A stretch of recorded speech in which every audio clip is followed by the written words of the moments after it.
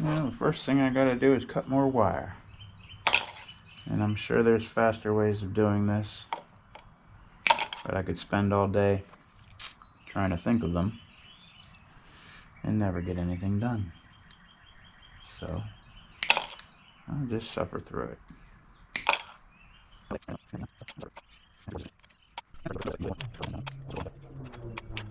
going to start with the center panels. Don't go crazy tight on that, because when you unfold it, it's going to need some wiggle room.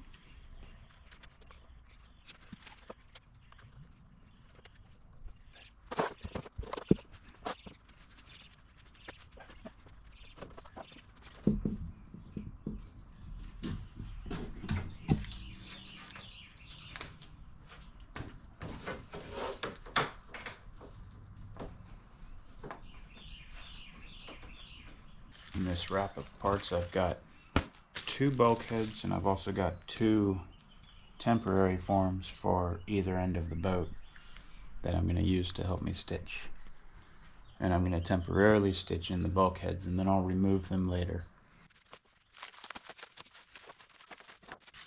That's at 2 feet, and I think that's at 15 feet, so either end. And this one's at like 10 feet 4 inches. I'll double check that, but somewhere around there. All these stitch marks in the bulkheads and the temporary stations were cut or were drilled with the same bit that did all the stitch marks, and they're really only for one wire. And I'm going to run multiple wires through each of these, so I'm going to open them up a little bit and make them wider.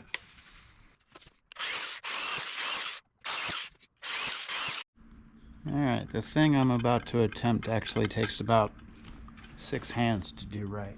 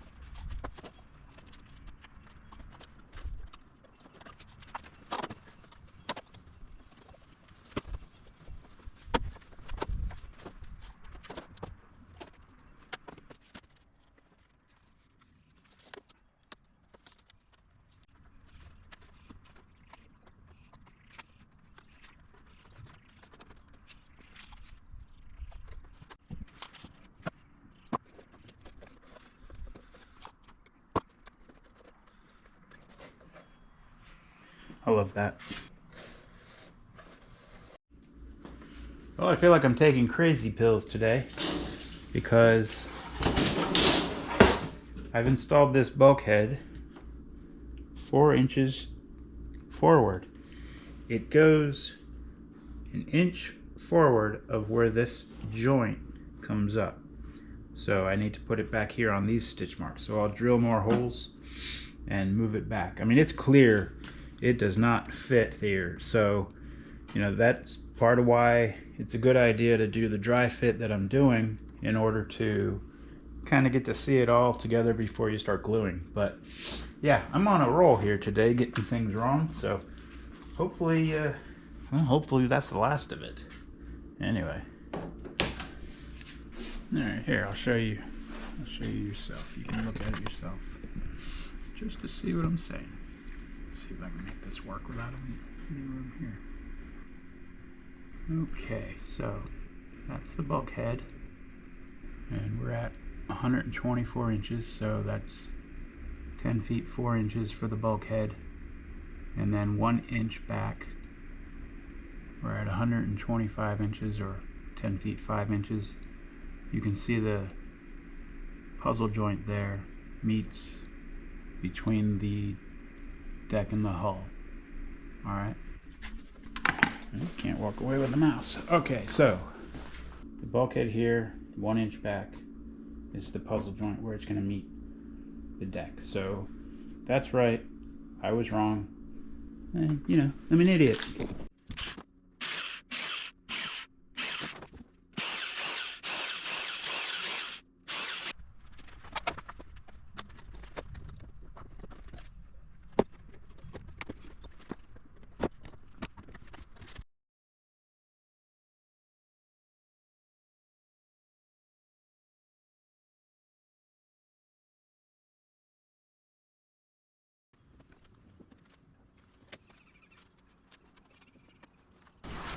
You know you're getting close when you can start lifting it.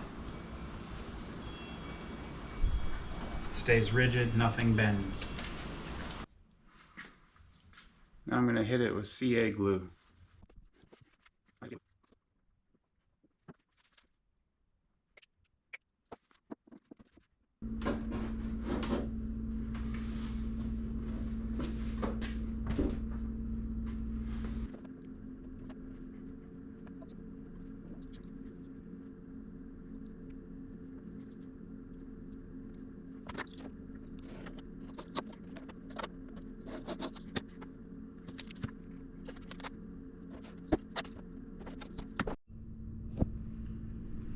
So I decided to add a skeg to this boat.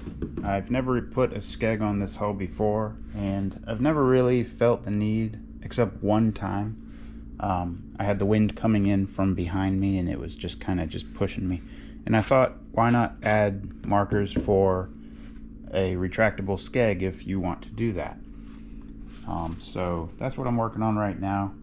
And the thing about aligning it correctly is that you can't just measure in, you know, like you couldn't just measure 1 inch from that line down all the way up, because the slope of this wood changes.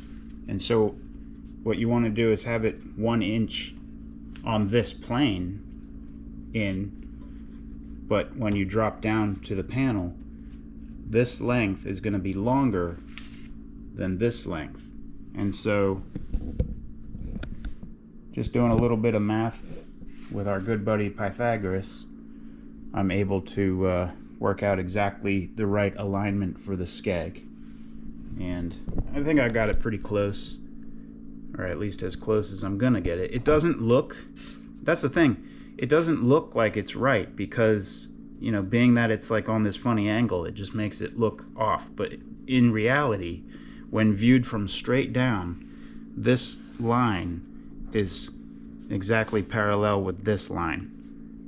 It just looks a little funny, but that's the way it is. And so in the plans, I'm going to actually have these pre-marked.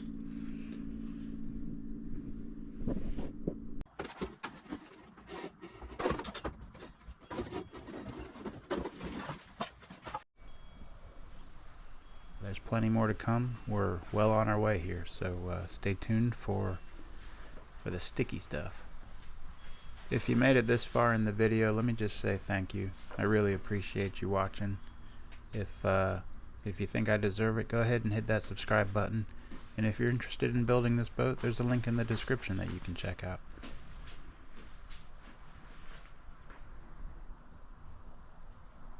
Later.